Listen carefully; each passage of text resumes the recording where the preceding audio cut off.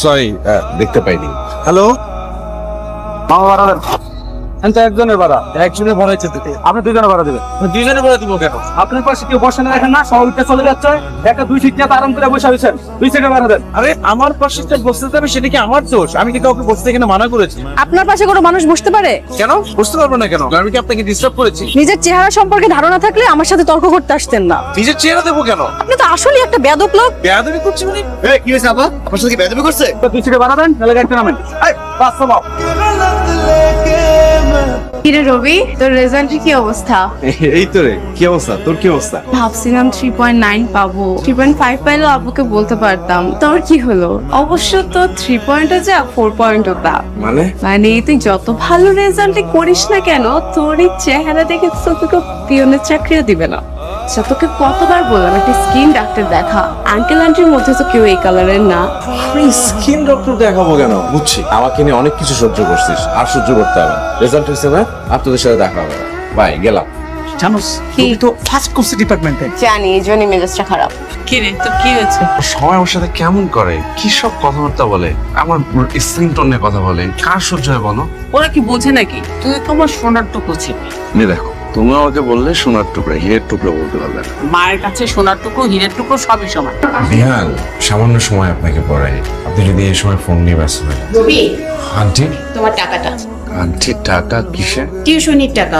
টিউশনির টাকা? আন্টি মাস তো শেষ হয়নি। মাস শেষ হওয়া লাগবে না, দিহা তোমার কাছে আর পড়তে যাচ্ছে না। কেন আন্টি, কোনো সমস্যা? ও নাকি তোমার মতন আনস্মার্ট ছেলের কাছে আর পড়বে না। আর কালকে নাকি তোমার সাথে দিহানের রাস্তায় দেখা হয়েছিল, তুমি নাকি ওকে দেখো না দেখার ভান করে চলে গেছো।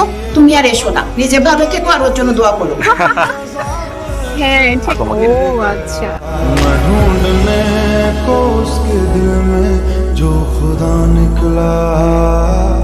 এই ম্যান, কিছু বলবেন? প্রবলেম কি আপনার? Hey babes, what happened? আমার হেলথ টিচার। উনি তোমার হোম টিউটর? সিরিয়াসলি? এরকম আগলি ইনএলিগেন্ট টাইপ অফ একজন লোক তোমার হোম টিউটর? স্যার যদি বাসায় যে আমাকে বলে দেয়। স্যার, আসলে আমি চেয়েছিলাম আমার টিউটর হবে আমার মতো। সে আমাকে ঘুরতে নিয়ে যাবে, মেলায় নিয়ে যাবে, চুরি কিনে দিয়ে। তাছাড়া স্যার, আপনি এত খ্যাত আনসার কেন?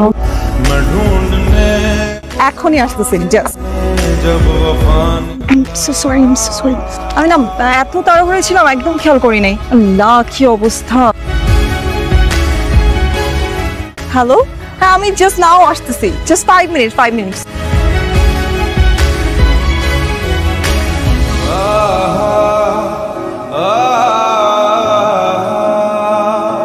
আপনার তো দারুণ রেজাল্ট। Thank you sir. আপনি এই জব রেসপন্সিবিলিটিটা জানেন? ক্লায়েন্ট ডিল করা, ক্লায়েন্টকে নাইসলি মেইনটেইন করা। আমরা তো মাল্টিন্যাশনালদেরকে নিয়ে ডিল করি, সো আপনাকে এই ক্লায়েন্টগুলোকে খুব নাইসলি ডিল করতে হবে। আমি যদি ঠিকঠাক ট্রেন আপ হই, আমি শিওর যে আপনাদের যে জব রিকোয়ারমেন্ট সেটা ফুলফিল করতে পারবো। আমি সে বিষয়ে একদমই কনফিডেন্ট। কিন্তু আমার তো মনে হচ্ছে না আপনি কনফিডেন্ট। বস, আপনি একটু ওনার দিকে তাকিয়ে দেখেন, মানে ওনার লুকসটা কেমন যেন ম্যারা, স্মার্টনেস নাই, স্পার্কটা নাই চেহারায়। দেখো জুয়েল, আপনাকে যখন আমি প্রথম দিন দেখেছিলাম সেদিন কিন্তু আমার এই একই রকম ফিলিংস। আজকে আপনি এই কোম্পানিতে টেবিলের এই পাশে বসে আরেকটা লোকের চাকরি দিচ্ছেন। ইটস ওকে স্যার, এই জবটার জন্য আমি যদি ক্যাপাবল না হয়ে যে আসলে ক্যাপাবল তাকে আপনারা সিলেক্ট করেন, আমি শিওর সেটা বেটার হবে। Thank you sir. বসেন। উই নিড একটা কনফিডেন্ট মানুষ আপনার মতো। এইরকম একটা কনফিডেন্ট মানুষ আমাদের দরকার। নেক্সট উইকে জয়েন করলে। জি স্যার। সত্যি করে বল তো, তোর কি কোনো পছন্দ আছে? না মা, পছন্দ থাকলে তোমাকে বলতাম না। তাহলে তোর আব্বাস আঙ্কেলকে বলি একটা মেয়ে পছন্দ করতে। এখন খরচটা কয়েকগুণ বেশি বেড়ে যাবে। না, আমাদের মনে হয় একটু প্রিন্টিং বিষয়টাও একটু নজর দেওয়া উচিত। প্রিন্টিং এ অনেক বেশি কাভারেজ আসে। Right, you are right. আপনার অ্যাম্বাসেডররা যেহেতু থাকবে, পাবলিকও থাকবে। হ্যাঁ মা, বলো। বাবা, আজকে সন্ধ্যার সময় একটু তাড়াতাড়ি বাসায় চলে আসিস। কেন বলো তো? আজকে মেয়ে পক্ষ তোকে দেখতে আসবে। মা, আবার মেয়ে পক্ষ? এই যে ছবি দেখাইছি এই ছেলে নাকি? আমাদের যে ছবি দেখানো হয়েছে সেই ছেলে তো ফর্সা ছিল, এই ছেলে তো কালো। হ্যাঁ, তাই তো। অরিজিনাল কালার বের হয়ে গেছে।